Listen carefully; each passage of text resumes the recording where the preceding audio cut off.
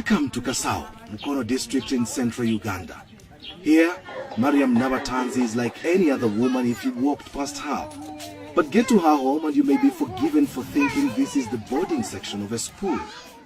Nabatanzi is 39 years old and has mothered 44 children already.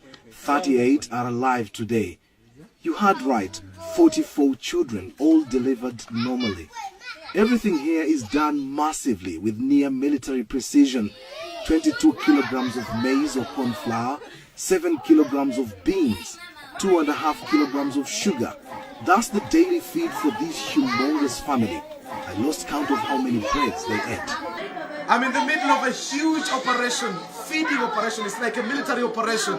Feeding bread and porridge, that is for breakfast, to 24 kids out of the 38. It's just unbelievable. I can't tell who is who. I just wonder how the mom does it. They've just finished now, just been serving bread and porridge. And some guys were coming back for a second take. Their mom could recognize and say, you just come for a double. But some would actually get away with it. It's quite an interesting, extraordinary family, I should say.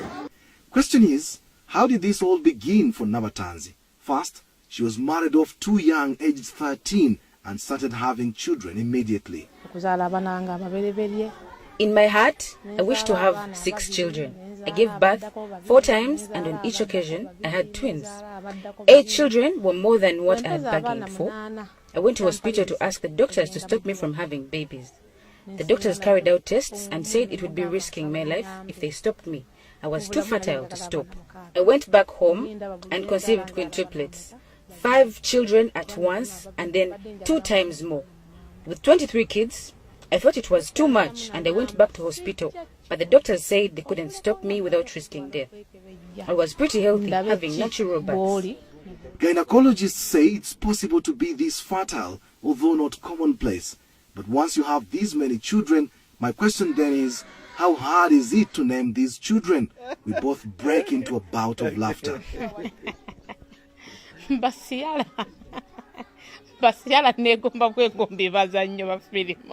use different names. First, when I started having twins, I bought a book of names. So I'd pick names from there. Then my husband is Catholic and I'm Muslim. So don't be surprised to see a Muhammad, then a Dennis. We'd pick from each side. Then we looked for ancestral names. When the numbers got bigger, I began picking names of my favorite movies, especially Nollywood. I've got Ciara's, Precious Ozokwa, Desmond Elliot, Genevieve Naji, and so on. When you hear this kind of story, you must be wondering where the man responsible for all this procreation is. Well, when I posed this question, Mariam's lead face suddenly turned sad. I have had to put up with a lot. He's tortured me so much. He abused me, beat me up sometimes, and threatened to kill me once. He pays no school fees, nor does he even know what we survive on. Unashamedly, he comes and eats what he didn't leave home. He's not part of these children's lives. Where we are now, I bought with my own money and from doing little jobs here and there. He was in utter shock to learn I'd bought and built this place. Her biggest challenge is looking after these children with an absentee father, foremost of which is school fees and feeding the children. 14 of her children are in primary school, where she has to pay more than 5 million shillings in school dues per term. This is equivalent to around $1,500. Another 10 children are in secondary school. Some have been forced to drop out of school as the bill spirals out of control. Her dream is to educate all her children so that they may get a better life, not like what she's been through. To fund all this, she learned many skills including cake making, bricklaying, decorations, tailoring, cooking, and herbal medicine. She hates having to beg. There is no end to Mariam Nabatanzi's story. It's powerful, it's captivating. Yet somehow, I have to find a way to say goodbye. So what's her message? Abazadde abakyayina emitima egitunda abaana baabwe bakikomye. My message is mainly to parents. Stop selling your children through early marriages. We suffer too much while losing out on parental love that can never be recovered. Secondly, To the mothers, do not desert your children as you walk out of marriage. Whatever the case, stick to and with your children. I strongly feel that had my mother not left me, my father would not have married me off young. To the men, please shoulder your responsibilities.